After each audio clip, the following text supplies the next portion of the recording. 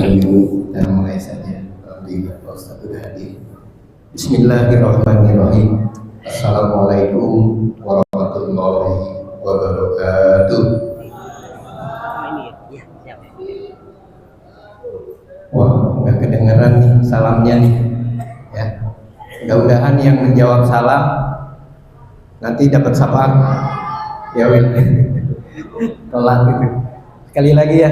Bismillahirrahmanirrahim.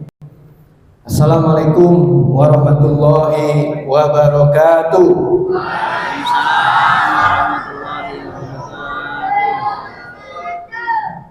Innal hamdalillah nahmaduhu wa nasta'inuhu wa na'udzu billahi min shururi anfusina wa sayyiati a'malina. May yahdihillahu fala mudilla lahu wa may yudlil fala hadiya lahu. Asyhadu an la ilaha illallah wa asyhadu anna Muhammadan abduhu wa rasuluhu la nabiyya ba'da. Allahumma shalli ala sayyidina Muhammadin wa ala alihi wa sahbihi wa barik wasallam. Teman-teman, alhamdulillah kita sambut kehadiran Bapak Ustaz kita, Bapak Kiai kita, Bapak Haji Dr. Ahmad Habibie. Alhamdulillah beliau sudah hadir di tengah kita yang akan isi pada kesempatan ini. Yang saya hormati para sesepuh, para Ustaz, alhamdulillah ada Ketua Yayasan Pak Ustaz Lukman, Pak RW, dan para pengurus yang lain, terutama bapak-bapak, ibu-ibu yang hadir pada malam hari ini. Insya Allah dirahmati oleh Allah Subhanahu Wa Taala. Amin. Ya Allah, ya Rabbal Alamin. Salawat dan salam kepada Nabi Muhammad Sallallahu Alaihi Wasallam serta keluarga dan sahabat serta para pengikutnya yang istiqomah menjalankan sunnahnya. Mudah-mudahan kita yang juga ikut istiqomah menjalankan sunnahnya mendapatkan syafaat di yaumil akhir nanti. Amin ya Allah ya Rabbal Alamin.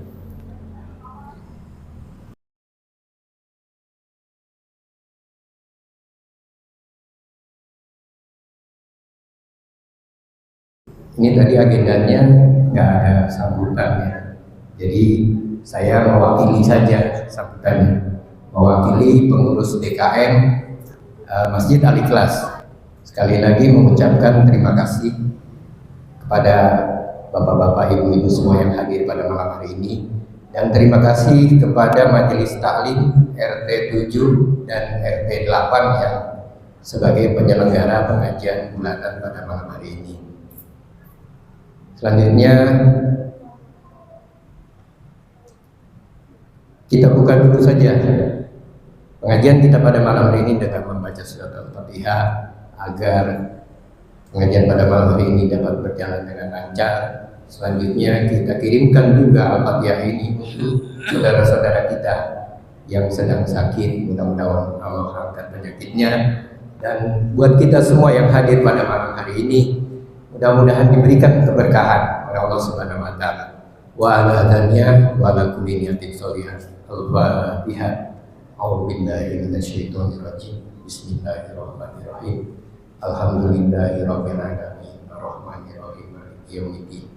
Iyyaka na'budu wa iyyaka nasta'in. Ihdinas siratal mustaqim. Siratal ladzina an'amta 'alaihim ghairil maghdubi 'alaihim waladdallin. Amin. Alhamdulillah. Selanjutnya mari kita dengarkan, simak sebagai pembuka adalah tilawah yang akan disampaikan oleh Bapak Ustaz Maulana. Waktu dan tempatnya.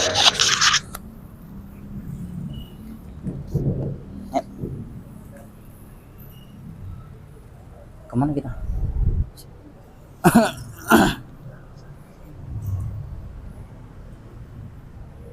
Gimana Ya. Oh, berdua ya?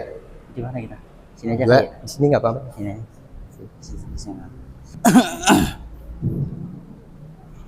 Mau pakai yang kuping apa? Ini Terserah. Bebas. bebas. Mungkin terjemahnya pakai. Iya. Iya. Kamu pakai dia. Nanti disampaikan dulu aja surat apa, ayat berapa ya, supaya bisa disimak. Salam dulu. Assalamualaikum warahmatullahi wabarakatuh. Waalaikumsalam warahmatullahi wabarakatuh.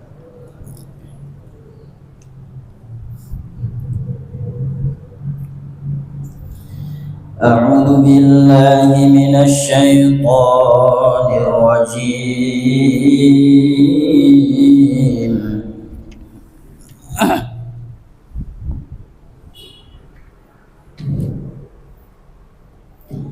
Bismillahirrahmanirrahim.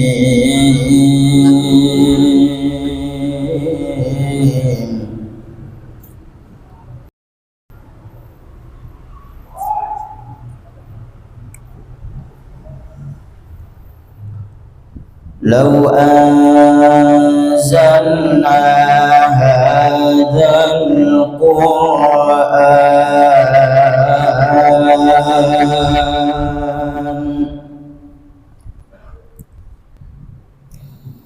لو أنزلنا هذا القرآن على جبل لرأيته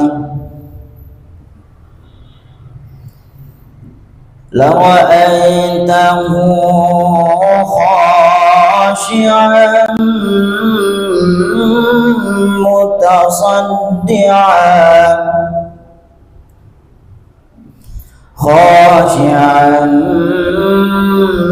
متصدعا من خشية الله.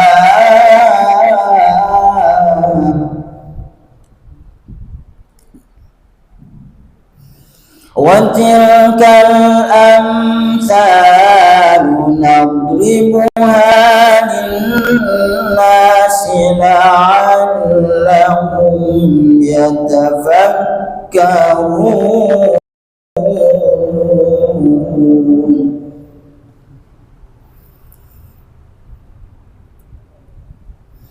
هو الله الذي لا إله إلا هو عالم الغيب والشهادة.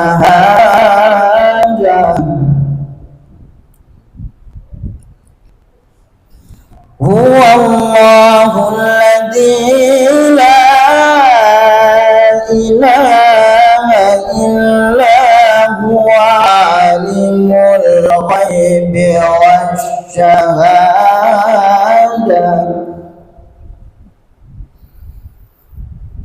عالم الغيب والشهادة هو الرحمن الرحيم. هو الله الذي لا إله إلا هو الملك القدوس السلام المؤمن المهيمن العزيز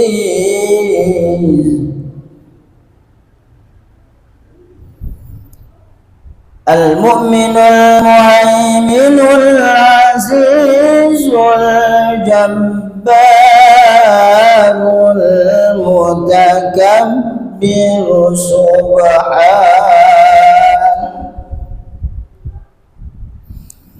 سبحان الله عما يشركون.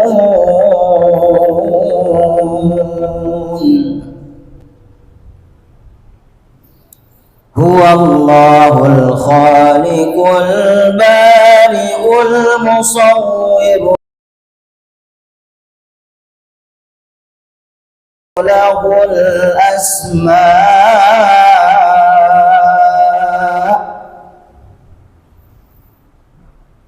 هو الله الخالق البارئ المصور له الأسماء الحسنى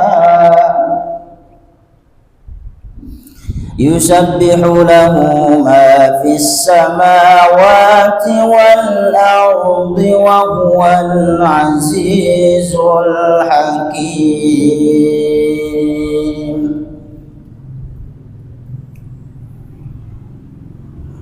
Aku berlindung kepada Allah dari godaan setan dengan menyebutkan Allah yang Maha Pengasih lagi Maha Penyayang.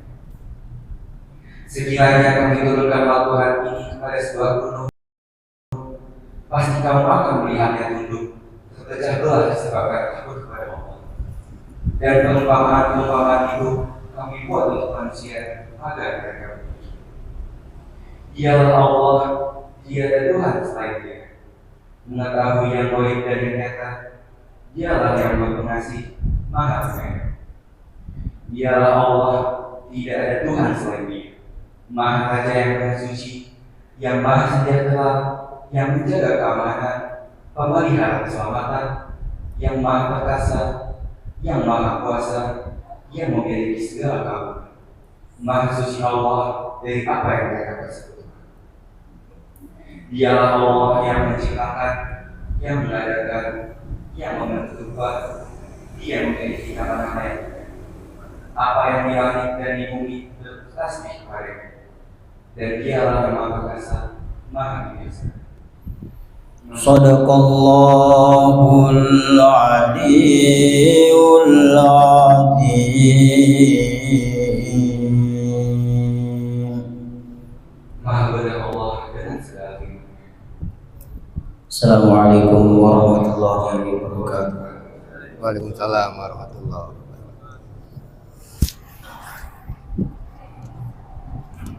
Alhamdulillah, ya, jazakumullah khairan kepada Bapak Ustaz Maulana dan si ganteng ya, ganteng dari anak muda dari RT 08. Baik, selanjutnya kita mungkin langsung saja kepada yang inti dari pengajian bulanan pada malam hari ini. Cuma saya ini belum dapat ini Pak Ustaz, mohon maaf, belum dapat apa. Cuma di gambar itu Pak Ustaz mirip dengan ketua DKM kita, Pak. Ya, Bapak Ustaz Yusuf ketua DKM kita, senyumnya yang sama, ya nggak, Pak? Ya, jadi banyak yang tanya ini siapanya Pak Ustaz Yusuf ya. Jadi ketua DKM kita itu Bapak Ustaz Yusuf, mirip sama Bapak. Hadir nggak ya Pak Ustaz Yusuf? Nanti kalau hadir biar foto bareng ya, biar kayak kakak adik. Insyaallah. Baik, cuma saya tahunya tinggalnya di Pamulang aja Pak. Kebetulan tadi Pamulang macet banget Pak. Ya, macet banget tadi sampai sini. Jadi ya alhamdulillah beliau sudah hadir untuk mengisi pengajian bulanan dengan tema fungsi sentral Al-Quran ya. Baik, kepada Bapak Haji Dr. Ahmad Satihi M.A.G. waktu dan tempatnya dipersilakan kepada Saya mohon izin ya. Masya mau Allah. pakai mic ini apa pakai mic yang di kuping? Nah, ini nggak apa-apa. Itu nggak apa-apa. Baik, Yang penting siap. Assalamualaikum warahmatullahi wabarakatuh. Waalaikumsalam warahmatullahi. Alhamdulillah. Samsuri ya. Iya. Alhamdulillahilladzi hadana li hadza wa ma kunna linahtadiya laula an hadana Allah. Asyhadu an la ilaha illallah wahdahu la syarika lah. Wa asyhadu anna Muhammadan abduhu wa rasuluh. Oh, di foto gitu. Mirip banget satu itu kan? Allahumma shalli wa sallim ala sayyidina Muhammadin wa ala alihi wa ashabihi والتابعين له وتابع التابعين له بإحسان إلى يوم الدين. أما بعد فيا عباد الله أوصيكم ونفسي بتقوى الله. Para alim ulama, para asatiz dan ustadzah, para hujjaj, hadirin hadirat sekalian yang berbahagia. Tak berlebihan kalau saya bilang saya yang paling berbahagia. Kalau bukan karena kehendak Allah, kalau bukan karena kodratnya, inayahnya, taufiknya, tak mungkin. Saya khususnya, kita umumnya berada di rumahnya yang mulia. Amin. Tak ada selembar daun pun yang jatuh di malam hari kecuali atas kehendaknya. Jangan lagi gini dah. Dan tak ada satupun peristiwa bagi Allah yang terjadi karena faktor kebetulan. Tak ada kebetulan. Kita sadar sesadar-sadarnya sebagai muslim semuanya adalah Pamuhan serem banget, biru warnanya. kehendaknya Warnanya baik. biru kacamatanya. Maka kita berada dalam pengawasannya. Tak ada kehendaknya yang tidak baik. Ada baik, ada tidak baik. Ada nikmat, ada musibah. Seperti dipahami oleh banyak masyarakat, itu kan hanya sebatas akal kita saja. Kalau tetangga sebelah kebakaran, musibah. Kalau sebelah dapat rezeki, nikmat. Itu sebatas pikiran kita. Jadi dua-duanya adalah pemberian Allah. Bahasa Al-Qur'annya nikmat. Kalau itu adalah pemberian Allah, ada pemberiannya yang tidak baik. Tak ada. Bapak Ibu hadirin sekalian, dilahirkan di Bekasi. Sekolahnya di UIN Syarif Hidayatullah. Terus posisi sekarang tinggal di Pamulang Indah MA. Ada jadwal rutin malam Jumat di Masjid Al-Mujahidin Pamulang. Kecamatan ya. Kebetulan ada Pak Yusuf ya. Pak Yusuf, dia yang bikin gara-gara sehingga saya menjadi bersilaturahim dengan Bapak Ibu sekalian. Bahkan kalau kita pikir secara lebih rinci dalam, tugas kita dalam hidup ini memang suruh mencari gara-gara, suruh mencari alasan sebanyak-banyaknya. Sebab Allah tidak akan memberikan sesuatu kepada kita, tak bisa memberikan nikmat kepada kita Halus banget caranya ini ya. tanpa ada alasan. Kita aja juga Kayaknya begitu. lebih kecil. Apa alasannya saya bisa memberikan sesuatu kepada Bapak Ibu? Saya tanya, Bapak Lebaran kasih sesuatu hadiah sama istri, Nggak bisa digedein apa itu? alasan nggak ada, karena dia istri kita. Istri tetangga dikasih apa? Dikasih, nggak ada alasannya. Ya atau tidak? Dan seterusnya. Tak berlebihan kalau saya mengatakan tugas hidup kita ini satu, cari alasan agar Allah menjadi punya alasan untuk dia memberi nikmat. Cuma bahasa Al-Qur'annya wa ma khalaqtul jinna wal insa illa liya'budun. Itu ibadah alasan. Gitu mudah-mudahan. Ini ibadah apa bukan? Pasti jawabnya ibadah. Maka Allah menjadi punya alasan untuk dia memberikan tambahan nikmat. Nggak begitu dengar ya? Bapak Ibu hadirin sekalian yang berbahagia, fungsi sentral Al-Quran didasari oleh pemikiran latar belakang pesan Nabi saat haji wada. Pidatonya yang terakhir kita kenal panjang. Dalam konteks ini yaitu aku tinggalkan kepada kalian dua perkara.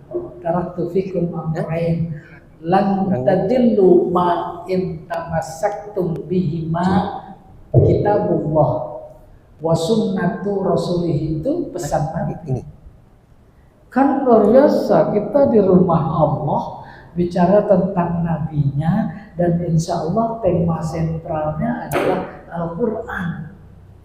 Mudah-mudahan Allah menurunkan keberkahan, bukan cuma di dunia tapi di akhirat.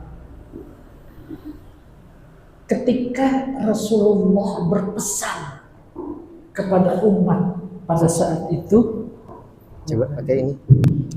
suka itu ya. Oke. Coba cek. Tes. Bagus. Ya. Ya.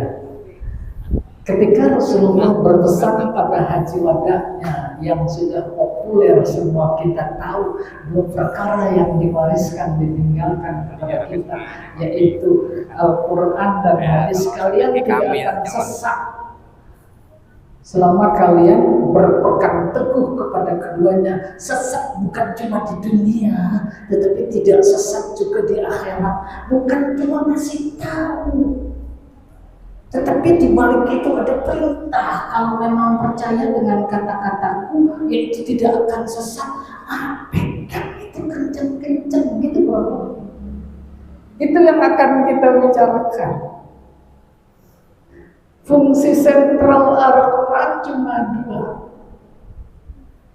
Yang pertama mukjizat, yang kedua hidayah. Ini kalau dua-duanya bisa 2 semester. Gimana sampai subuh? Sepintas. Sebagai mukjizat. Mukjizat artinya sesuatu keistimewaan yang hanya diberikan kepada Nabi.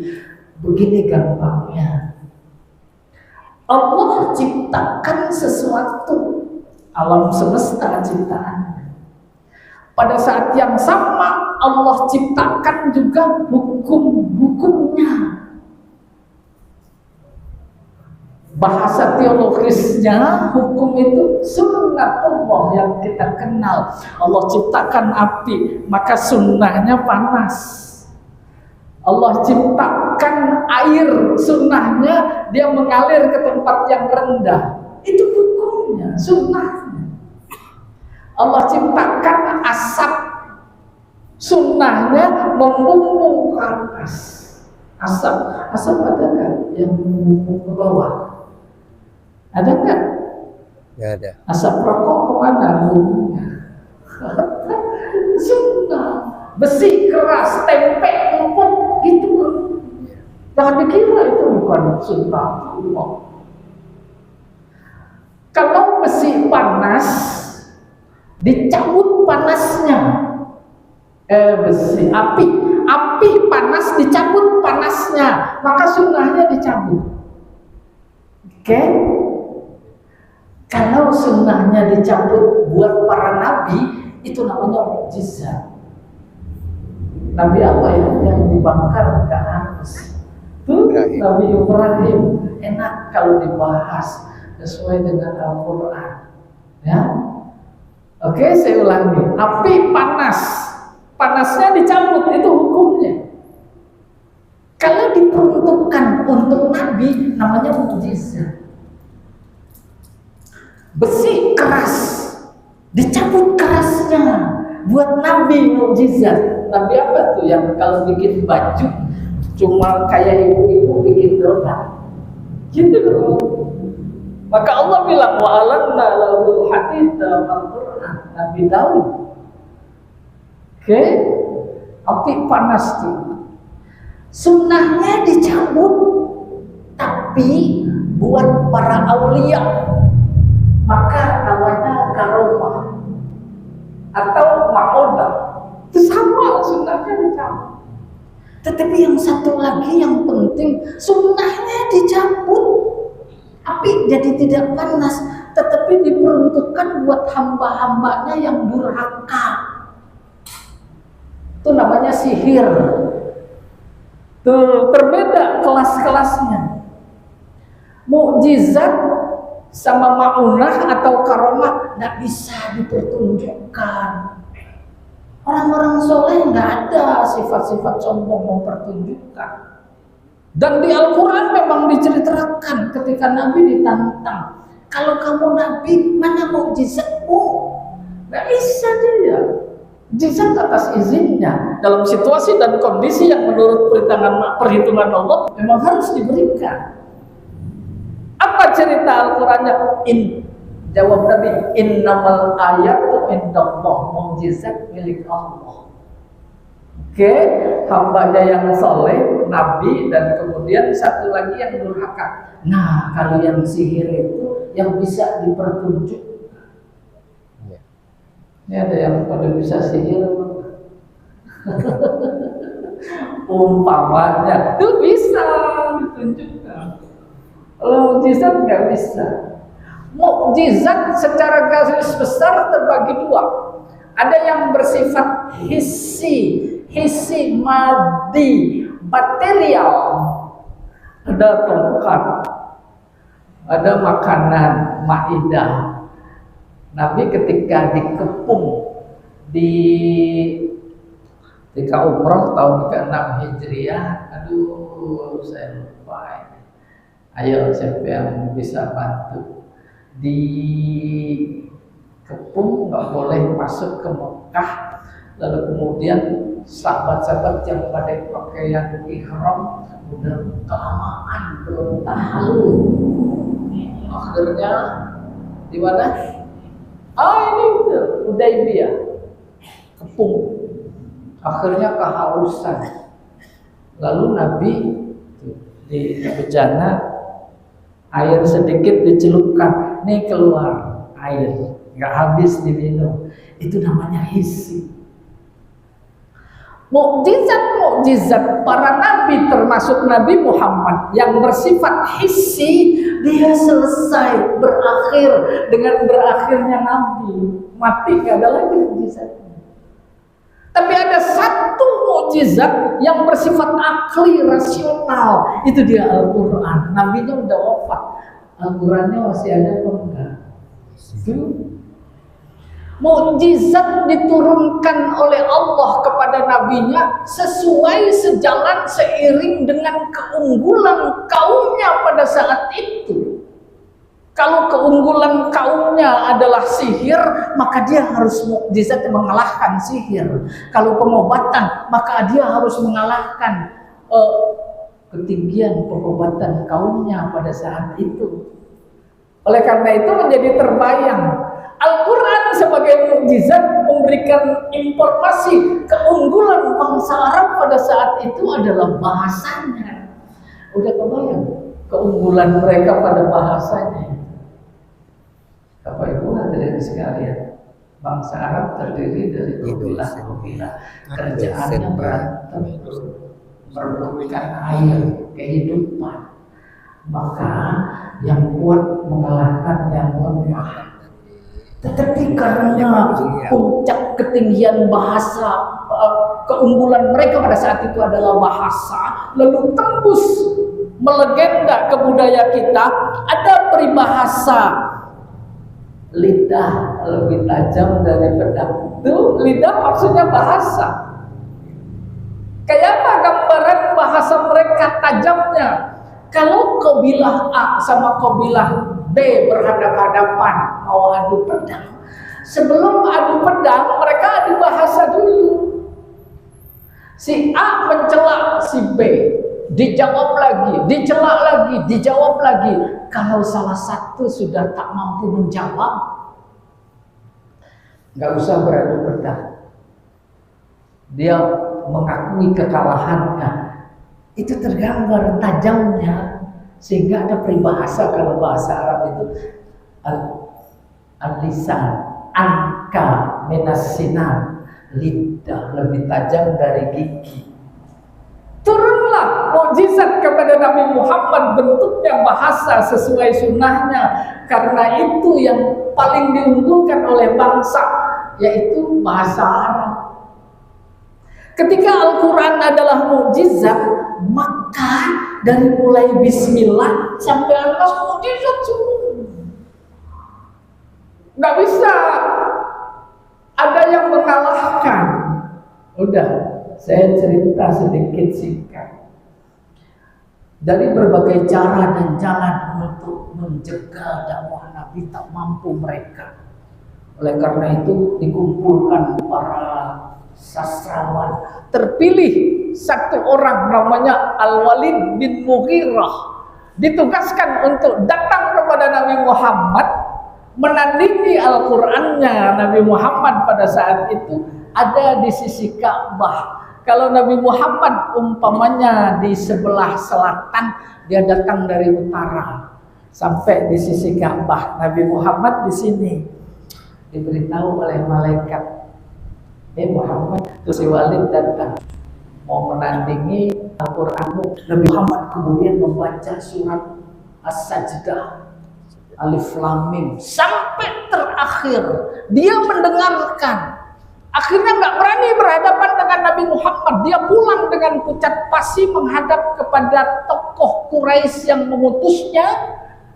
Lalu tokoh Quraisy melihat kok lemes, kok pucat pasi, kok kecewa, ditanya, ada apa wahai Walid bin Mughirah?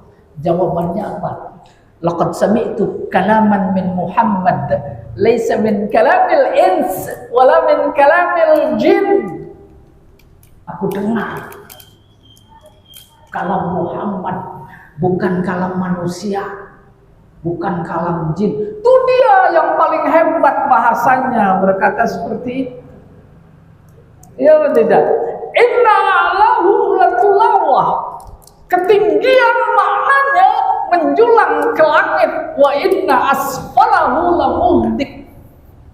Kedalaman maknanya menghunjam ke perut bumi. Emang kayak begitu makna dalam Al-Quran. Luar biasa. Contoh gambaran terkait dengan mukjizatan. Banyak dijumpai di Al-Quran yang menantang. Ya betul. In kuntum fi raibin mimma nazzalna ala 'abdina fa'tu bi suratin min misli. Kalau kalian ragu, bukan cuma ragu, mereka menuduh. Apa itu Al-Quran mantra-mantra? Apa itu Al-Quran cerita kuno yang bahasa Al-Qurannya asatirul awwalin? Boleh, nggak apa-apa. Silahkan bikin satu Al-Quran yang seumpama dengan itu, nggak ada yang mampu. 10 surat saja nggak ada yang mampu. 1 surat saja nggak ada yang mampu. Itu dulu, apalagi sekarang. Oleh karena itu bukan cuma sekedar cerita, tetapi harus masuk ke dalam pikiran kita, resapi. Luar biasa kita punya Al-Quran. Maka di sana ada tugas. Sampai benar-benar kita paham dan merasakan kemukjizatan Al-Quran. Saya beri contoh. Udah pada kesemutan ya? Hah? Bu, udah kesemutan Pak belum? Di dalam Al-Quran ada ayat-ayat yang terdiri dari huruf-huruf hijaiyah terputus. Ya atau tidak? Ada yang 1 huruf, ada yang 2 huruf, ada yang 3 huruf, ada yang 4 huruf, ada yang 5 huruf. Insya Allah semuanya tahu. Nun, ayat Quran dan huruf hijaiyah terputus. Qaf wal Qur'anil Majid dan seterusnya. Sad. bahasanya bahasa Arab, hurufnya huruf Arab. Dengan ayat Al-Quran terputus-putus kayak begitu, geleng kepala. Gak paham dia. Apaan ini? Baru kita lihat, kata Imam Ar-Razi, dalam rangka membuktikan itu adalah kalam Allah. Jumlah huruf hijaiyah ada berapa?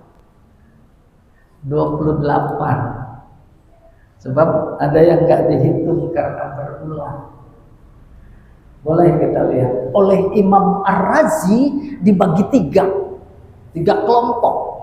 Kelompok pertama 9. Alif, ba, ta, sa, jim, ha, kho, dal, zal. Itu kelompok pertama. Kelompok kedua 10. Ro, zai, sin, shin, sod, dod, to, zo, ain, ghin. Itu 10. Kelompok ketiga 9 lagi. Apa ya habis ghin? Fa, qaf, kaf, lam, mim, nun, waw, ha, ya. Lam alif nggak usah disebut lagi. Alifnya juga udah disebut. Itu 9. Maka jumlahnya 28. Bukan itu yang hendak disampaikan. Dari sekian huruf-huruf yang dipakai oleh Allah dalam ayatnya yang terputus-putus, dilihat dari 9 kelompok pertama yang dipakai 2. Yang nggak dipakai berapa berarti? 7. Alif dipakai enggak? Oke. Ba, ta, sa, jim, ha dipakai enggak? Oke. Dipakai ha. Hamim, kho, dal, zal nggak dipakai. Yang dipakai 2, yang nggak dipakai 7. Lalu 10 kelompok yang kedua dipakai 5, nggak dipakai 5. Dan dipakainya itu diselang-seling. Mulai dari apa tadi? Ro, pakai enggak? Pakai alif lam ro. Turun dengannya. Habis ro, zai. Zai dipakai enggak? Ya dipakai. Terus sin dipakai enggak? Pakai. Shin enggak dipakai. Sad dipakai. Dod enggak dipakai. To dipakai. Zol enggak dipakai. Kesimpulan 10 kelompok yang kedua dipakai 5, nggak dipakai 5, nggak ada dalam ayat-ayat yang terdiri dari huruf yang terputus. Sementara kelompok yang ketiga jumlahnya 9, kebalikan dari kelompok pertama yang jumlahnya 9. Kalau 9 kelompok pertama dipakai 2, nggak dipakai 7, maka yang ketiga sebaliknya. Dipakai 7, yang nggak dipakai 2. Itu kebalikan. Pertanyaan yang dikemukakan nanti di rumah masing-masing ngeliat itu, harusnya pakai tulisan biar seragam. Yang hendak disampaikan oleh Imam Ar-Razi dalam tafsirnya sebagai menunjukkan kemukjizatan Al-Quran, dan itu notabene dari Allah. Pertanyaan, apa karena faktor kebetulan? Allah yang ini pakai, yang ini enggak. Jadi kebetulan apa bukan? Bukan. Tidak ada perbuatan Allah yang kebetulan. Tidak ada. Artinya dengan maksud. Apa maksudnya? Nggak ada yang tahu. Sehingga sampai detik ini terjemahan alif lam mim kata Pak Quraisy Syihab dan yang lain-lainnya yang paling pas adalah Allahu a'lamu bimuradih. Iya atau tidak? Kita tak tahu maksudnya karena tak tahu, namanya rahasia Allah. Itu rahasia Allah. Nggak ada kan? Di balik ayat yang terdiri dari huruf-huruf terputus. Kata Imam Razi, rahasia Allah adalah ilmu Allah. Tidak ada yang tahu, maka gambaran ilmu Allah dalam konteks kemujizatan Al-Quran ibarat samudra tak bertepi. Samudra nggak bertepi. Lalu samudra ilmu Allah ini dialirkan kepada para nabinya. Nabi nggak sekolah tapi punya ilmu karena memang dikasih dialirkan dalam bentuk danau. Pamulang punya danau kan? Tuh segitu ilmu Nabi dikasih karena memang faktanya dia nggak sekolah, nggak belajar, tapi punya ilmu dikasih hanya sebesar danau. Oleh Nabi khusus Nabi Muhammad dialirkan dalam bentuk sungai yang panjang sepanjang zaman sampai hari kiamat. Ilmu itu dilahirkan, dialirkan. Dan rinciannya luar biasa tuh ketika kita sekolah, ketika ngaji, ketika pesantren, kan hakikatnya Allah yang lagi mengalirkan ilmu. Dari sungai besar mengalir menjadi bercabang, beranting sampai terkecil di tingkat RT. Apa kata Imam Ar-Razi? Dulu halaman rumah kita tanah, nggak seperti sekarang. Kalau hujan becek, hujan agak reda, kita jalan nggak pakai sendal. Ada nggak tapakan kaki kita? Ada. Ada kelingking nggak di itu? Ada. Di kelingking tapakan ada air apa enggak? Ada. Apa kata Imam Ar-Razi? Ilmu ulama setingkat dunia tuh setitik dibanding ilmu Allah yang bagaikan samudra tak bertepi. Maksudnya menekan, jangan pada sombong, baru punya ilmu dikit sombong gitu. Tapi bukan itu juga yang ingin disampaikan oleh Imam Ar-Razi. Barangkali penting dalam konteks kemujizatan Al-Quran. Apa itu yang dia sampaikan? Jangan ada yang pada percaya kalau ada orang ngaku tahu rahasia Allah. Mana mungkin yang cuma seujung kuku tahu rahasia Allah yang seluas samudra tak bertepi. Di sini ada yang suka percaya sama orang dia tahu rahasia. Tuh itu yang ingin disampaikan. Selesai mukjizat, ya dikit. Sekarang hidayahnya. Bapak Ibu hadirin sekalian, hidayah bahasa Al-Quran, bahasa kita petunjuk, ya betul tidak? Petunjuk secara sederhana, ilustrasinya begini. Kalau ada undangan resepsi, pengundang sadar, di antara yang diundang nggak tahu lokasi tempat resepsi, maka undangan sekarang pakai peta lokasi itu. Itu dia makna hidayah. Dengan peta lokasi lurus, belok kanan, terkiri, sampai. Ya betul tidak? Itu makna hidayah. Hidayah bahasa Al-Quran, bahasa kitanya begitu. Dah kebayang.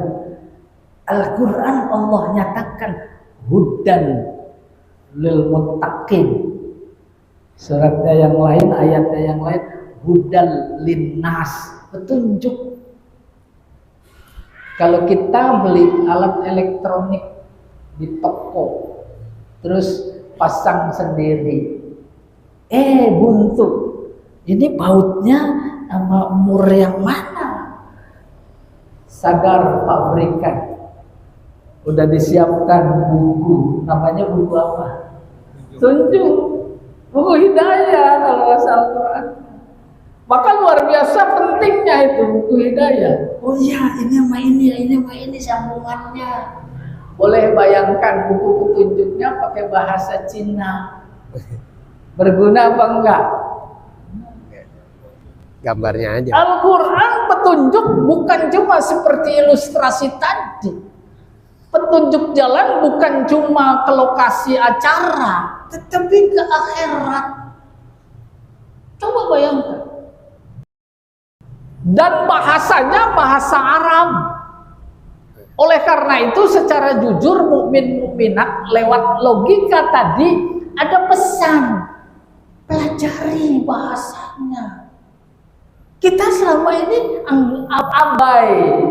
Apalagi sholat yang dibaca itu bahasa Arab semua. Nggak pernah ada usaha memahami Subhana Rabbiyal Azim, Subhana Rabbiyal A'la, cuma baca doang. Kembali ke Al-Quran. Boleh bayangkan waktu itu. Al-Quran adalah hidayah, petunjuk, bentuk hidayahnya bahasa.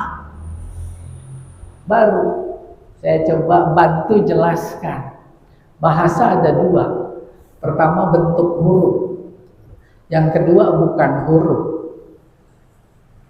Baik yang bentuk huruf kayak di Al-Qurannya atau yang bukan huruf, kedua-duanya sama-sama simbol. Kalau menurut ilmu bahasa simbol. Ya. Pulang dari kantor, dari mana-mana, terus sampai di sudut gang rumah kita ada bendera kuning. Bahasa apa bukan? Tuh, Simbol. terus kita paham apa enggak? Membentuk sikap apa tidak? Itu dia. Ketika sampai pada bentuk sikap, oh iya, siapa yang meninggal? Ayo kita takziah. Itu dia namanya hidayah. Tunjuk. Al-Quran diturunkan kayak begitu makna hidayahnya. Oh iya ini ada Alhamdulillahi Rabbil Alamin. Apa hidayah? Itu yang kemudian membentuk sikap kita. Itu namanya hidayah. Boleh saya beri ilustrasi. Di ujung gang rumah kita bukan bendera kuning, tapi janur. Bahasa apa bukan? Ada makna apa tidak? Ada makna itu yang disebut hidayah. Karena dia membangun sikap lewat pikiran yang memahami makna. Oh iya, kebetulan lagi lapar, ada janur kuning. Apalagi sengaja emang bawa batik. Wah, udah kita mampir. Kan hidayah. Enak memahami hidayah. Ntar kita ke Al-Quran. Ini dari aspek bentuknya, bahasanya. Berkendara, perapatan lampu merah. Bahasa bukan? Bahasa, nggak ada yang membantah. Membentuk sikap apa tidak? Membentuk, mengurangi kecepatan. Terus berhenti. Habis merah hijau. Bahasa juga. Bahkan semua rambu-rambu lalu lintas bahasa. Bahasa simbol. Nah, mudah-mudahan terangsang untuk memahami bahasa. Muncul pikiran, Al-Quran kan bahasa Arab. Kita ini bukan orang Arab. Suka muncul begitu apa enggak? Coba renungkan dalam-dalam, maka sampai pada titik kesimpulan. Al-Quran hidayah, bahasanya bahasa Arab. Kita bukan orang Arab. Maka kesimpulannya, tak mungkin Allah tak memberikan potensi kepada kita untuk memahami hidayah dalam Al-Quran. Tak mungkin tak memberikan potensi. Ada, semuanya potensi diberikan untuk memahami Al-Quran pasti. Sebab tak mungkin nanti. Tinggal kita mengeksplor apa tidak. Tuh, mendorong lagi kita. Udah tua, gimana belajar baca? Ya atau tidak? Udah males. Nah, satu lagi yang saya beri. Coba berbagi maksudnya. Yang dilihat oleh Allah bukan ketercapaian kemudian paham Al-Quran. Bukan. Tapi yang dilihat oleh Allah adalah usaha. Baru kemudian kita pada usaha apa enggak? Usaha. Bapak Ibu hadirin sekalian, yang udah hafal 30 juz, 15 juz, 20 juz, belum tentu lebih baik ketimbang yang baru belajar Iqra 1. Ya atau tidak? Itu. Ya, usaha secara kebetulan. Saya mengajar di bawah DKI ada lembaga bahasa namanya LBIQ, gratis. Pesertanya kayak bapak-bapak, ibu-ibu gini semua. Ada yang ke sana? Hah? Ada nggak? Oh, dari Bogor, dari Bekasi, dari Tangerang, dari mana-mana. Luar biasa naik kereta. Karena udah menikmati mempelajari bahasa, bukan bahasa Arab, bahasa Al-Quran. Nah, kalau didiskusikan nanti. Sekarang masuk ke intinya. Ya, mudah-mudahan menurut Bismillahirrahmanirrahim. Apa maknanya? Coba ada yang bisa jawab? Saya kasih hadiah umroh. Pertanyaannya, apa maknanya? Bu, ada yang bisa jawab? Umroh. Ya, diam semua. Kayaknya pada ogah belajar Al-Quran. Banyak tes case saya kayak begitu. Saya baca Bismillahirrahmanirrahim. Apa maknanya? Dia bilang dengan nama Allah yang Maha Pengasih lagi Maha Penyayang. Itu bukan makna. Itu alih bahasa. Maka kalau kita berhenti di situ dengan nama Allah yang Maha Pengasih lagi Maha Penyayang, pertanyaan mendasarnya, mana hidayahnya? Oleh karena itu pada makna sama arti beda. Makna itu artinya maksud. Boleh saya berilustrasi. Biasa Bismillahirrahmanirrahim diartikan dengan nama, bukan dengan nama Allah. Itu artinya. Arti yang benar adalah atas nama Allah. Bismi artinya atas nama. Boleh saya beri contoh. Pak Presiden nggak sempat datang di acara, maka wakilnya yang memberi sambutan. Tuh wakilnya atas nama Pak Presiden. Kalau pakai bahasa Arab, Bismir Rais. Kalau Nabi bersabda, kullu amrin zibalin la yubda'u fihi bi bismillah fa huwa abtar. Perbuatan baik apa saja yang tak dimulai dengan membaca bismillah, nol. Tak sampai ke akhirat. Paham itu? Saya beri ilustrasi contoh. Perbuatan baiknya minum bismillah. Itu kan itu.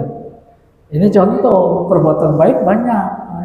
Maka maknanya saat kita pegang gelas baca bismillah, terbayang dalam pikiran paling dalam, aku minum atas nama Allah, bukan atas nama keinginan, bukan atas nama haus, atas nama Allah.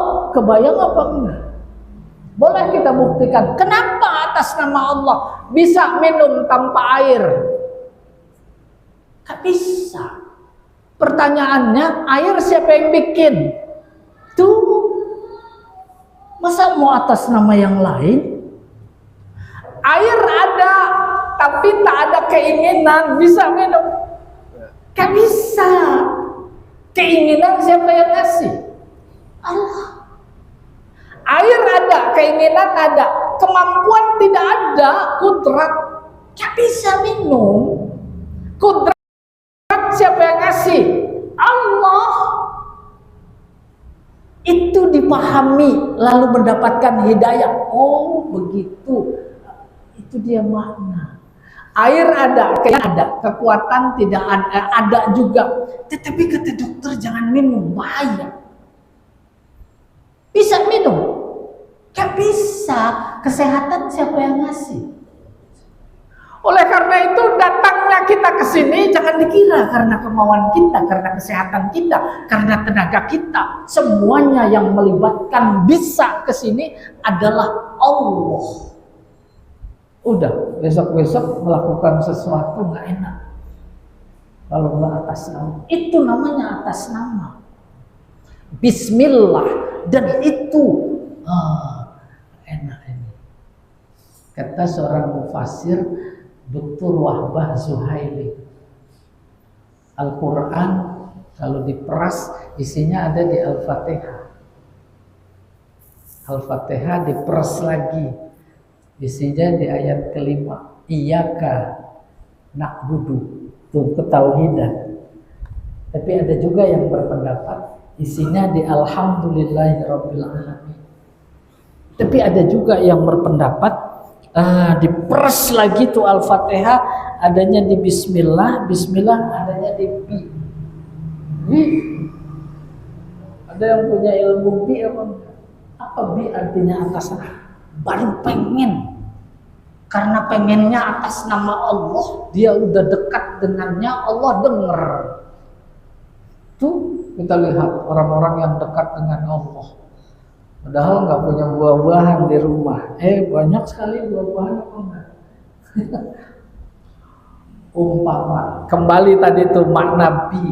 Kalau dalam kajian bahasa, bi bukan artinya dengan terjemahan. Tapi bi maknanya lil ilsok. Ilsok artinya nempel. Saya berilustrasi. Kita mau nulis di papan tulis atau di buku, pakai pulpen. Pulpen nempel nggak di sini? Nempel. Itu makna yang dikandung oleh bi. Maka namanya lil ilsok. Bisa nulis kalau pulpennya nggak nempel. Maka ketika melakukan perbuatan baik apa saja, kita baca bismillah, Allah nempel seperti nempelnya pulpen atau spidol ketika kita nulis. Mana bukti nempelnya tadi? Gak bisa minum kalau gak ada air. Air siapa yang bikin? Allah. Bisa melepaskan Allah dari air, melepaskan air dari Allah? Gak bisa. Itu maksudnya nempel, dan itu yang dikandung oleh bi. Lalu kemudian tadi ilustrasinya, bisa minum air ada, tak ada keinginan. Keinginan itu nempel. Allah tempelkan di kita. Allah tempelkan kekuatan. Allah tempelkan kesehatan. Itu namanya ilsok. Oleh karena itu menjadi pantas dan sepantasnya melakukan apa saja yang baik. Nabi bilang baca bismillah.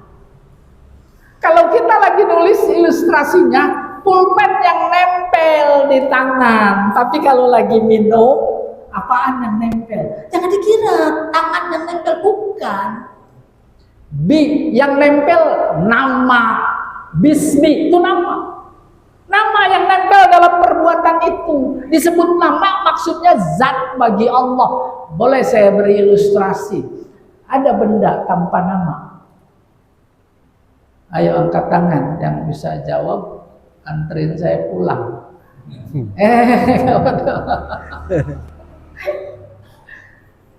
Tidak ada benda, tidak ada nama. Sama ketika dibalik, nama pasti ada bendanya.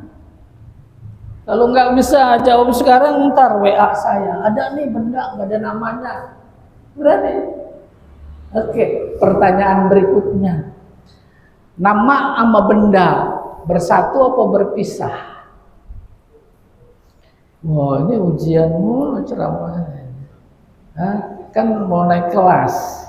Ya kan? Saya sebut gelas. Nama, nih bendanya. Bisa. Ya atau tidak? Bisa.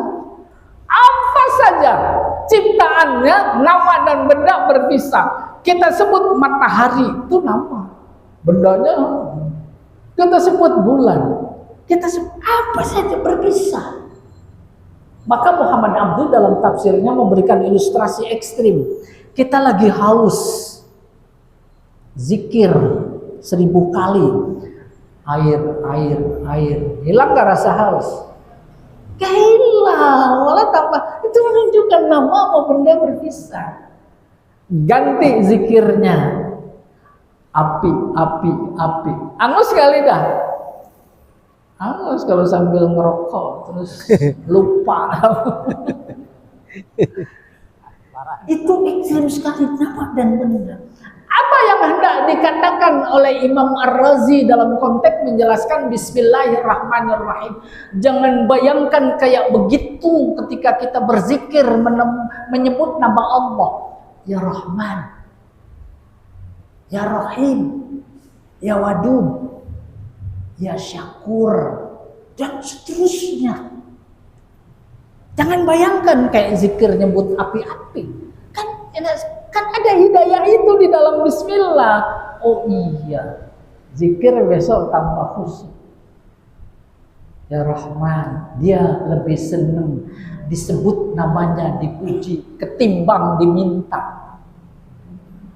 Udah paham itu? Ada berita di WA grup, si A meninggal, terus kita doain, Allahumma gfirlahu. Bukan salah, standar. Itu namanya nyuruh Allah, karena perintah kan?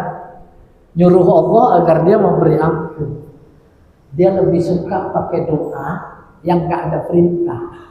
Maka yang lebih hebat adalah ghafarallahu dzunubah wa askanahu fasiha jannati. Tuh gak ada minta.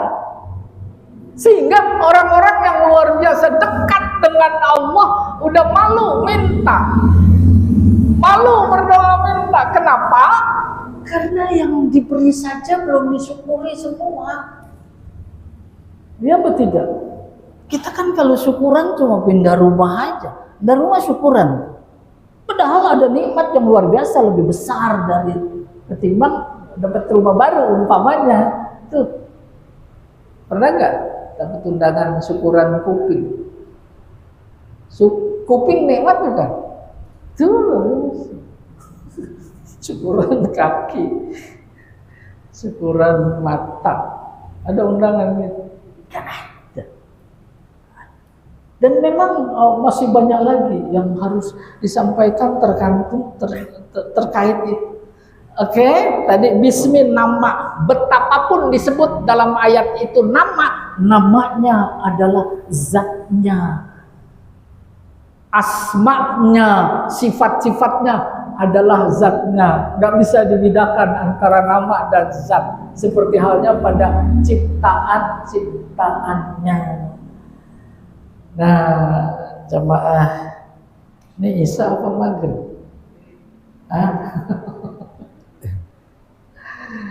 Udah dulu ya. Nanti diurai luar biasa panjang. Ketika ingin menangkap hidayah dalam Al-Quran, ayat per ayat, huruf per huruf, oh iya, memang butuh waktu yang luar biasa banyak. Kembali ke pokok persoalan, itu dia dua yang harus ditangkap. Sebagai mukjizat kita pahami insya Allah. Tidak ada yang bisa bikin, menandingi. Walaupun di zaman Nabi juga ada yang coba-coba bikin Al-Quran, namanya Musailamah Al-Kadzab dan seterusnya. Yang paling penting adalah dia hidayah. Hidayah maknanya tadi, bahasa kayak rambu-rambu lalu lintas, membentuk sikap, itulah hidayah. Bagaimana kita membaca Al-Quran lalu memahami menjadi membentuk hidayah. Tak ada sepotong ayat Al-Quran pun yang tak sesuai dengan situasi kondisi sekarang ini, apalagi dalam dunia politik. Mau nggak saya kasih contoh? Tuh Al-Quran terakhir ya, Al-Quran bunyinya wailul lil mutaffifin. Apa artinya? Celaka bagi yang curang. Ada nggak curang sekarang? Dulu curangnya cuma 3. Pertama timbangan, kedua ukuran, ketiga takaran. Nah kalau sekarang curangnya apa akarnya? Disebut pada ayat berikutnya, akarnya adalah bohong. Wailul lil mukazzibin. Kan enak sekali. Artinya kalau nggak disentuh oleh kehidupan kita, seolah Allah, mana dia yang ngaku iman sama aku, Al-Quran aku nggak pernah dibaca alhamdulillah, nggak pernah dipahami. Nah mudah-mudahan setelah taklim ini ada marak semangat yang luar biasa. Ya Pak DKM, ada Pak DKM. Pak DKM katanya mirip saya pengen tahu. Bapak Ibu hadirin sekalian, kurang lebihnya mohon maaf, ada baiknya dari Allah, ada kurangnya keterbatasan. Mudah-mudahan Allah memaafkan. Billahi taufik wal hidayah. Assalamualaikum warahmatullahi wabarakatuh. Waalaikumsalam warahmatullahi. Silahkan diminum. Biar di sini dulu, Pak Ustaz. Oh gitu. Ada Oh boleh. tanya jawab. Iya iya. Boleh.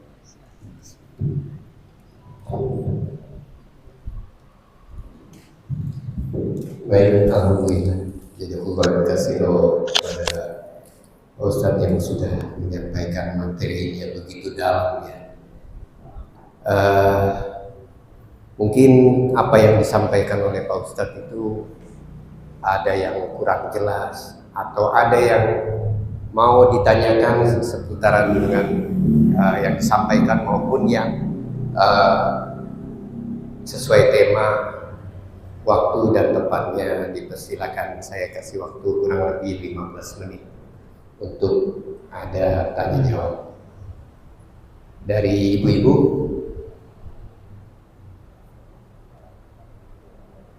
Ini ngomong-ngomong, paham nggak nih yang disampaikan Pak Ustadz nih? Bapak, tapi kalau saya terus sangat merinding saya dengarnya, betul.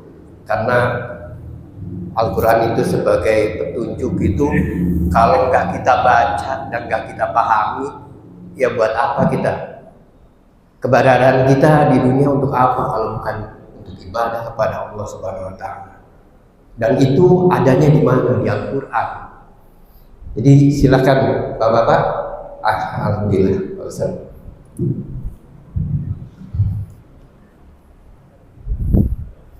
Assalamualaikum warahmatullahi wabarakatuh. Salam. Tadi sempat tergelitik tadi tentang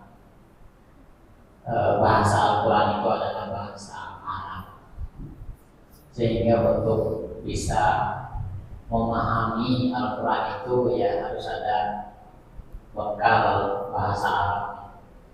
Ya tadi sempat tadi ada tua ini gimana ya, susah belajarnya, lemot begitu. Kira-kira ada nggak hal-hal yang bisa dimotivasikan kepada kami tentang jangan sampai bahwa Al-Quran ini menuju kepada petunjuk Allah Subhanahu Wa Taala itu tidak tercapai karena faktor bahasa tadi. Rasa-rasanya kalau sekarang belajar bahasa Arab itu bagaimana ya? Kalau dari kecil terus dari seperti Ustaz Maksud, Ustaz Toto, kayaknya udah dari kecil belajar. Tapi kalau Kita ya. saya lah begitu yang kira-kira mohon arahannya bagi. Terima kasih. Assalamualaikum warahmatullahi wabarakatuh. Waalaikumsalam. Pemerintah Provinsi DKI, di bawahnya ada lembaga Biro Bina Mental. Di bawah Biro Bina Mental ini ada lembaga namanya LBIQ, Lembaga Bahasa dan Ilmu Al-Quran. Pada mulanya diperuntukkan karyawan-karyawati DKI dan instansi yang ada di DKI. Tapi problem karena mereka tugas, akhirnya dibuka untuk umum. Lalu pesertanya berjenjang, peserta semua pensiunan semua. Yang udah pada bau tanah itu bahasanya. Mereka nol bahasa Arab, diajarin dari A dan jenjangnya ada tingkat dasar 1, 2, 3, lalu menengah 1, 2, 3, lalu lanjutan 1, 2, 3, lalu mahir. Dan ada lagi program secara khusus sejak awal bahasa Arabnya memang diorientasikan memahami Al-Quran. Oleh karena itu, menurut hemat saya, sepintas terlihat dari fenomena peserta yang ada, itu menyenangkan. Nah, mereka nggak bisa bahasa Arab, tapi kan diterangkan. Ya tidak diterangkan. Kecuali kalau memang mau ahli. Dia harus belajar sorof secara matang, nahu secara matang. Sorof apa nahu saja, gramatika ya. Sorof itu morfologi, itu nggak mengatur akad hidayah. Baru ilmu bahasa Arab yang ketiga sebagai andalan namanya balaghah. Insya Allah ya di pesantren balaghah. Balaghah kalau bahasa baratnya itu retorika.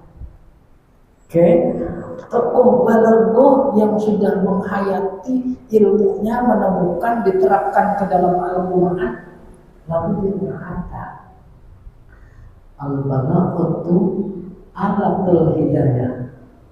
Alat hidayah. Apa sebab?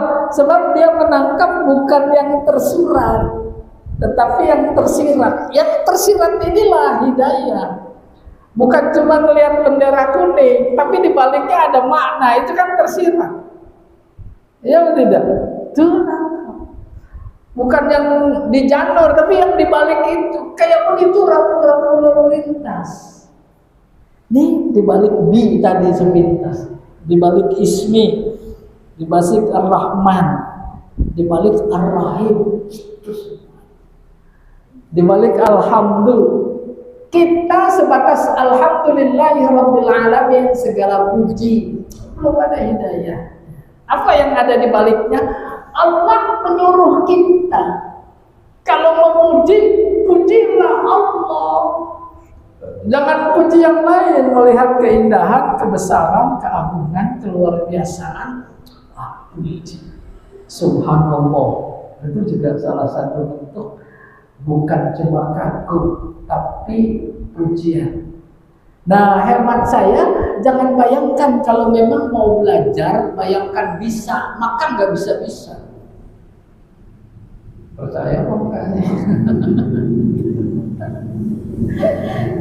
Jadi apa yang kita bayangkan ketika mulai belajar dengan kondisi yang kita sadari seperti ini, nggak usah bercita-cita bisa. Itu yang membuat bisa. Terus, ya. Nah kalau ada di antara bapak ibu sepak LBIQ itu programnya 3 bulan sekali selesai. Terus naik tingkat, buka lagi program lagi 3 bulan lagi. Melihat jenjang pembelajaran yang ada dan gratis, buku dikasih. Maka saya lihat ibu-ibu yang dari Bogor, yang dari Tangerang, yang dari Lampung, yang dari Cikarang, ya luar biasa itu. Kenapa habis sudah pensiun Pak? Sudah pensiun, pensiunnya lama.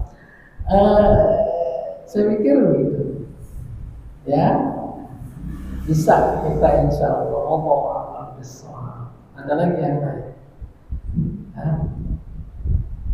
Ada kelas online-nya nggak Pak? Begini ceritanya. Jenjang terakhir mahir, udah mahir tuh secara perjenjangan, tapi mereka belum puas, pengen terus. Akhirnya inisiatif mereka bikin grup lalu Zoom, itu online maksudnya. Dan di yang ke saya itu sampai ada 3 kelas, masya Allah. Udah bukan bahasa Arab lagi, tapi langsung mempelajari tafsir. An-Naba semua juz amma itu selesai, udah masuk Yasin. Yasin udah selesai, pengen tahu Kahfi. Oh biasa. Zoom. Ya setiap hari Selasa sama hari Sabtu, ada juga hari Minggu sampai mereka alumni ya. Dan informasi lengkap mungkin bisa di dicari di Google LBIQ gitu aja udah terus. Ada programnya, ada masa belajarnya dan lain-lain. Ayo, kalau nggak ada lagi saya mau pulang. Ini gara-gara ini jadi nggak jadi. Aja Pak, silakan.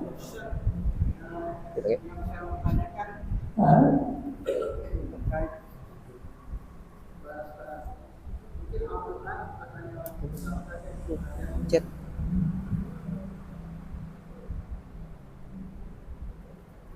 Mungkin yang mempelajari Al-Quran bukan hanya umat Islam, tapi mungkin saja yang belajar Al-Quran itu umat Islam tidak mendapatkan yang seperti Pak Ustaz sampaikan hidayahnya. Walaupun sudah diberikan simbol-simbol yang mungkin pemahaman itu hanya di masing-masing pribadi kita. Yang saya tanyakan, bagaimana Allah menjaga Quran itu yang memang kalamnya Allah. Itu saja Ustaz. Terima kasih. Boleh jadi Nabi bersabda innamal a'malu binniyat. Ada seorang orientalis yang dikirim ke Aceh. Saya kenal. Aceh dikenal agama Islamnya kuat. Mereka sadar menjatuhkan Aceh harus paham bahasa. Dikirimlah yang namanya Senuk ordernya. Mungkin di Mekah 7 tahun pandai bahasa Arab, bisa bikin hadis. Hadis-hadisnya hadis bikinan, namanya maudhu. Apa diantaranya? Alaikum biluzumil bulud hatta antabut. Kalian diam saja di rumah sampai mati. Maksudnya jangan campur politik. Lihat pengaruhnya ada atau tidak? Karena niatnya belajar Islam ingin mencari kelemahan, bukan ingin mencari hidayahnya. Udah masuk Islam, tetap dia orientalis yang luar biasa berbahaya. Ya atau tidak? Jadi niatnya. Apalagi saya terlalu ekstrim, bercanda sih. Pokoknya kalau kita punya niat, jangan pengen bisa. Nah itu kan ekstrim.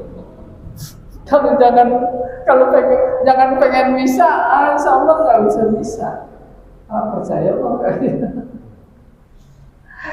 Iya, pokoknya belajar. Sama belajar sepeda. Jangan niatnya bisa. Kalau niatnya bisa, jatuh dulu. Ntar kalau jatuh dulu putus asa. Ya tidak. Tapi terkadang ada karena niatnya bukan mau bisa, yang penting usaha terus. Nggak apa-apa nggak bisa. Nanti saatnya pasti bisa. Bahkan ekstrimnya Allah tak memberikan dia bisa bahasa Arab bukan di sini. Iya atau tidak? Bisa jadi di saat yang lain. Allahu a'lam bishawab. Iya, ada lagi. Satu lagi, silakan. Ayo. Ibu-ibu ya. Ya. Ini bapaknya. Apa-apa. Kasih Ibu ya. Iya boleh.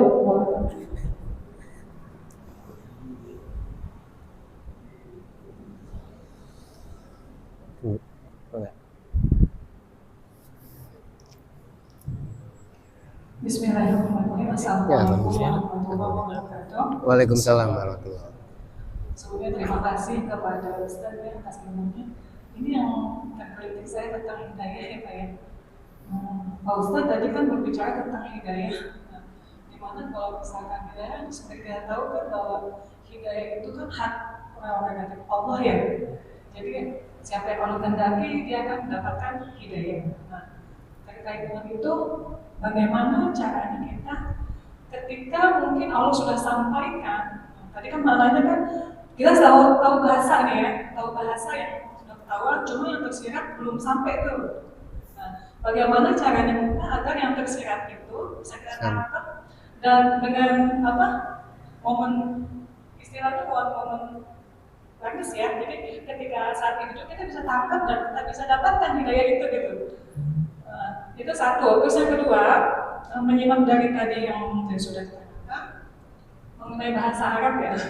Kalau sekilas mungkin pemahaman saya yang salah, sekilas ketika nanti pertanyaan-pertanyaan mengenai bahasa Arab, kalau kita belajar bahasa Arab, gitu kan fasih, tetapi kita belum juga mampu memahami apa yang dipelajari untuk yang tersirat di situ ya, kan itu banget hidayah gitu ya. Kemudian dengan tidak belajar bahasa Arab, nah kita mendengarkan penjelasan Muhammad tadi yang Ustaz jelaskan tadi kan sangat tersentuh sekali gitu, khususnya pribadi saya ya, karena selama ini kita kalau minum baca Bismillah gitu kan, tapi kan nggak ada kepikiran iya tuh Allah kalau nggak diminum kita nggak bisa minum gitu, nggak sampai ke situ tuh Pak. Nah jadi apakah sebaiknya kita kalau misalkan untuk diri sendiri sebaiknya memahami apa yang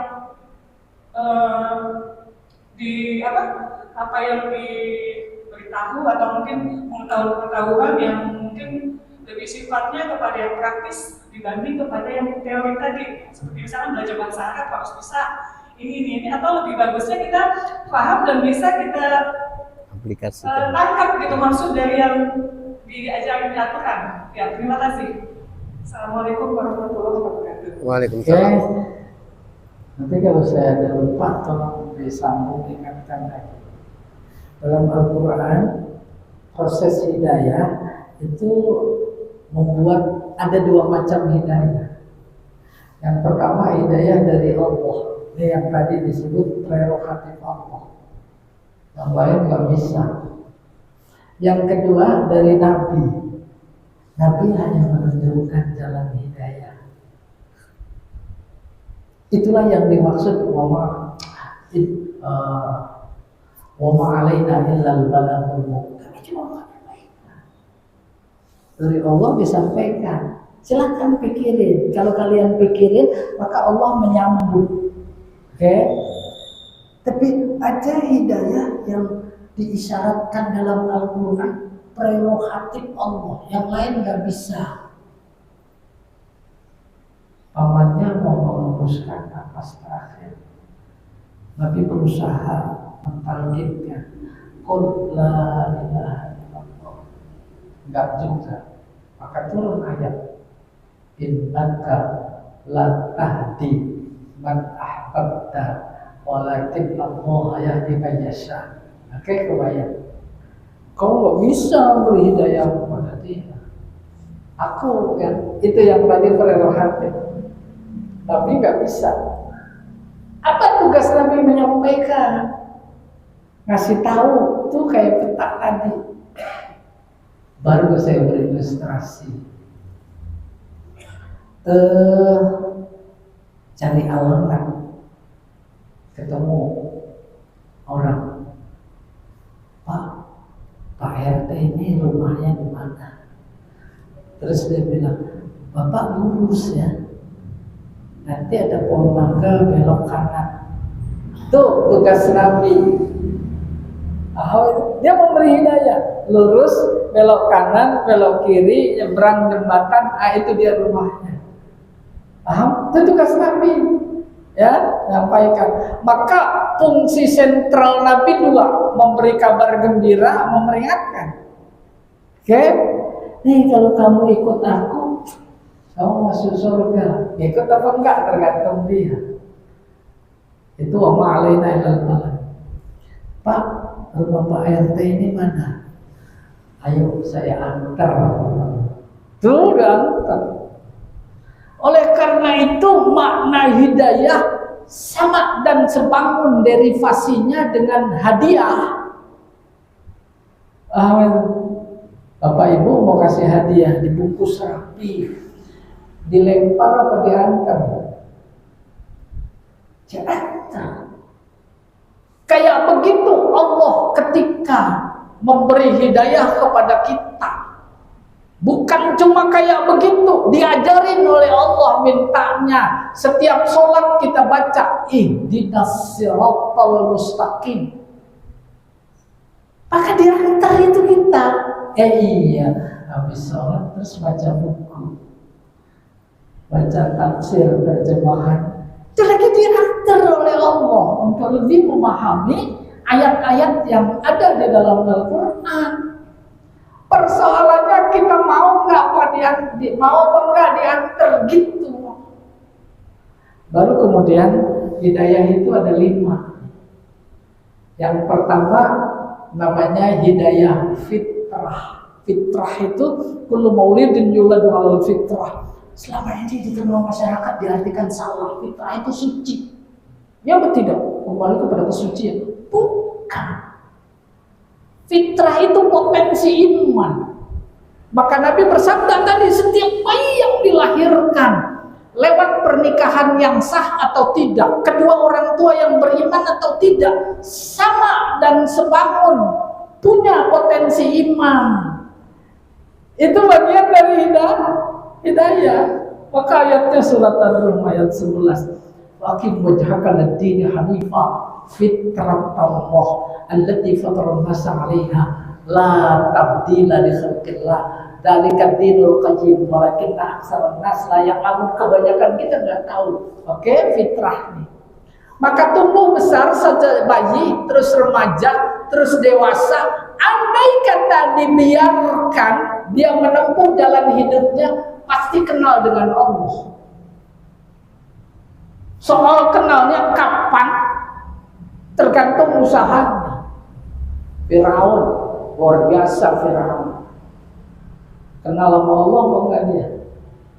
Tuh Al-Quran yang cerita. Lagi mau mengembuskan napasnya terakhir di Laut Merah karena ditenggelamkan.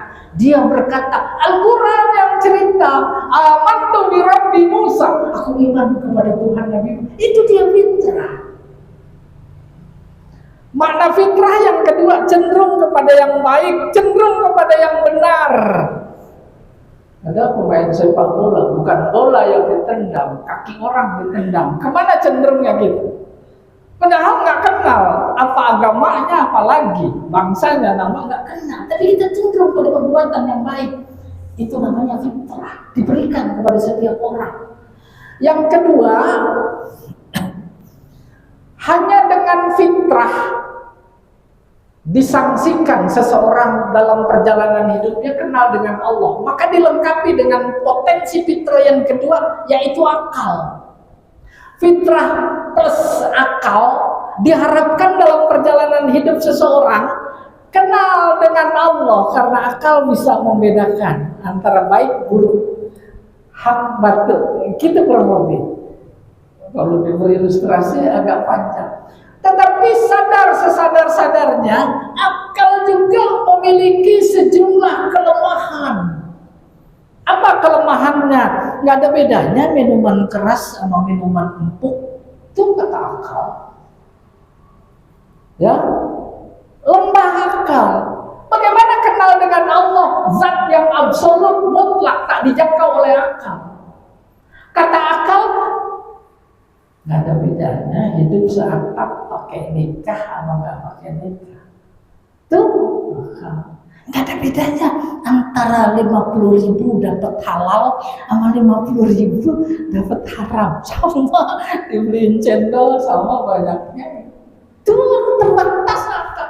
Karena terbatas diberi potensi hidayah. Yang ketiga, panca indera, ada mata, ada telinga, tapi panca indera juga memiliki sejumlah kelemahan. Kata mata, bulan itu kecil, padahal besar, apalagi matahari. Kata mata, potlot yang lempang dimasukkan ke gelas cekung berisi air, mengkok, padahal lurus, lemah semuanya. Lalu diberikan potensi yang keempat. Potensi yang keempat. Apa itu? Pak, ada yang bisa jawab? Ya, saya mau pulang aja ya. Saya ulang, fitrah, akal, panca indera. Yang keempat, ad-din. Din agama. Agama datang dari yang maha sempurna. Oleh karena itu dia hidayah yang paripurna. Ketika ini terbatas, maka disempurnakan dengan hidayah yang namanya ad-din. Kita semua punya. Fitrah punya, akal punya, panca indera punya, din udah punya semua. Lalu ketika sholat, ihdinas siratal mustaqim, ya Allah beri kami hidayah. Hidayah yang mana lagi yang kamu minta? Kata Dr. Rahmah Zuhaili, itulah hidayah yang kelima. Apa itu? Hidayah yang kelima adalah kekuatan yang menolong kita untuk melakukan yang diperintah dan menjauhi yang dilarang. Hidayah itu jangan dikira karena yang lain. Boleh saya beri ilustrasi. Badannya kekar, sehat, Kalau angkat berat 200 kilo kuat. Nah, tapi ketika azan subuh berkumandang, angkat selimut nggak kuat. Kan banyak yang kesindir. Apa kata Wahbah?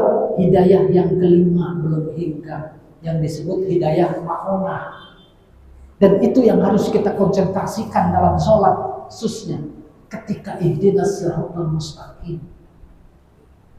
Berapapun teman bisnisnya minta ditraktir, diundang, ditraktir gratis luar biasa. Tetapi ketika Allah minta 2,5%, 1.000 satu macam alasan. Dan tahun depan aja lah, ini lagi mau bangun cabang. Ya udah, dalam sana. Apa maknanya hidayah yang kelima? Namanya hidayah ma'unah, yang belum hingga. Oleh karena itu kata Wahbah Zuhaili, ketika ihdinas siratal mustaqim, konsentrasikan pikiran. Maka ketika konsentrasi, bukan cuma ibarat hadiah itu dibungkus dilempar, diantar itu hadiah persis mana hidayah dan hadiah. Baru terakhir, hidayah itu diperoleh dengan usaha, bukan dengan leha-leha nunggu. Hidayah itu bukan hadiah yang diberikan secara cuma-cuma, ya, tetapi dia lewat usaha bahasa Arab, bukan. Ini panjang ini sampai subuh ini. Saya tanya, Al-Quran bahasa Arab apa bahasa apa? Standar kita iya bahasa Arab. Kalau didalami itu mencederai akidah. Al-Qur'annya menginformasikan memang inna anzalnahu Qur'anan Arabiyya. Itu dalilnya.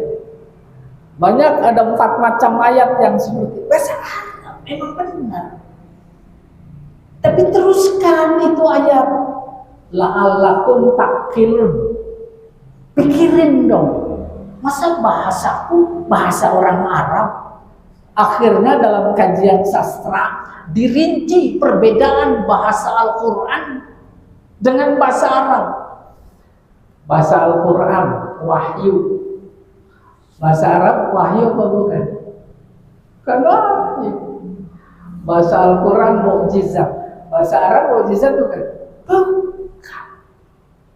Bahasa Arab cuma 2, prosa dan puisi dan prosa. Al-Quran bukan puisi, bukan prosa. Dan itu yang bagian dari tuduhan mereka bahwa Nabi itu penyair. Maka ayatnya membaca wa ma'allamnahu syi'ra wa ma yanbaghilah. Bukan, itu beda, bukan bahasa Arab, cuma hurufnya, kalimatnya, tata bahasanya. Itu. Oleh karena itu pengajaran bahasa Arab ada 2 orientasi. Yang pertama orientasinya berbicara, kalam namanya. Model kita kalam tidak berdaya guna. Tapi yang kita butuhkan adalah orientasi pengajaran bahasa Arab yang kedua, yaitu fahmul makruf, memahami yang dibaca. Oleh karena itu pendekatannya gramatikal. Mana subjek, mana predikat, mana objek. Oh, dipaham. Khatamallahu ala qulubihim. Khatama mengunci. Siapa yang mengunci? Allah. Itu dia jika bakal memahami. Apanya yang dikunci? Belum lagi yang tersirat. Belum lagi yang tersirat. Apalagi sawa'un 'alaihim a'anzartahu. Udah ya, kebanyakan kan juga pada tumpah.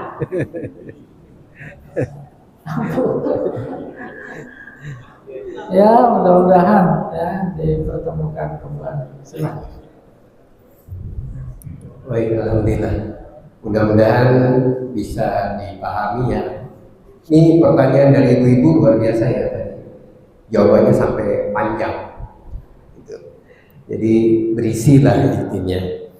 Baik, karena tadi waktu yang disampaikan diberikan itu 15 menit dan 3 pertanyaan. Jadi mohon maaf ya Pak Agus ya. Insya Allah nanti kalau Pak Agus penasaran, sampaikan aja ke panitianya RT 7 RT 8, nanti disampaikan melalui Pak Ustadz, jawabannya nanti dikirim by WA.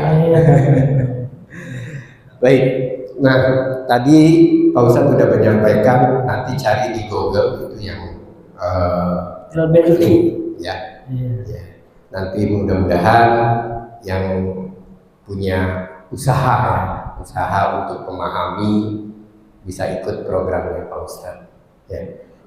Sekali lagi saya mewakili jamaah mengucapkan jazakallahu khairan kepada Pak Ustadz.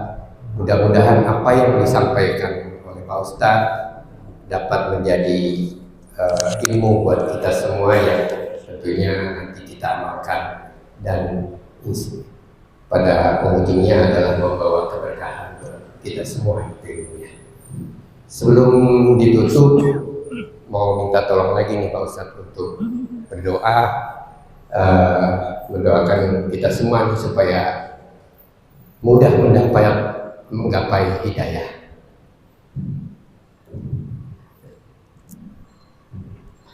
Al-Fatihah. Bismillahirrahmanirrahim.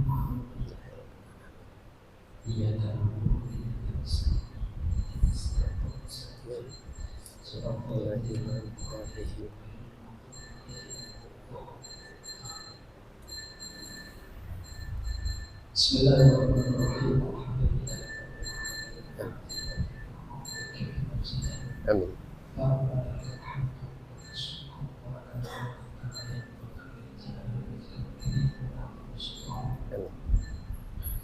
اللهم صل وسلم على سيدنا محمد صلاة تنجينا بها وتطهرنا بها من جميع السيئات Amin. وتبلغنا بها أقصى البلاء من جميع الخيرات في الحياة والممات Amin. إنك سميع Amin.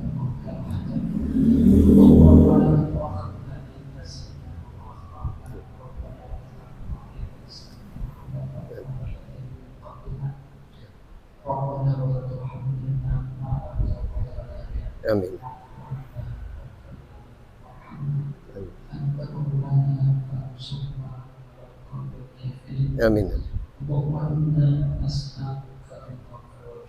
Amin. Amin. Amin. Amin. اللهم اهدنا ووفقنا الى الحق والطريق المستقيم Amin. ولا ابتلاء الا بنا من كل ضعف اللهم اهدنا واهد اولادنا واهد اخواتنا فانه لا يهدينا ولا يهدينا انت اللهم سهل امورنا فانه لا يسهل امورنا الا انت اللهم سهل امورنا واجعلنا فانه لا يسهل اللهم يا محمد احوال الحول واحوالنا الى احسن الحال فانه لا محول الاحوال الا انت اللهم ربنا تقبل منا انك انت السميع العليم وتب علينا ربنا اتنا في الدنيا حسنه وفي الاخره حسنه وقنا عذاب النار وادخلنا جنه Amin. يا عزيز يا غفار يا رب العالمين Amin. الحمد لله رب العالمين. Waalaikumsalam warahmatullahi wabarakatuh. Baik, serangkaian acara pada malam hari ini kita tutup dengan membaca hamdalah dan doa kafaratul majelis. Alhamdulillahirabbil alamin. Subhanallah wa bihamdika asyhadu an la ilaha illa anta astaghfiruka wa atubu ilaik. Kami mengucapkan jazakumullah khairan atas kehadirannya semuanya. Mohon maaf apabila ada yang kurang berkenan. Billahi taufiq wal hidayah. Assalamualaikum warahmatullahi wabarakatuh. Assalamualaikum. Sepatut 30 tahun yang lalu. Aji di sana itu kostum itunya, kuenya sih di sana. Di sana. Tuh, ya. Gimana? Oke, ya. Tadi ambil.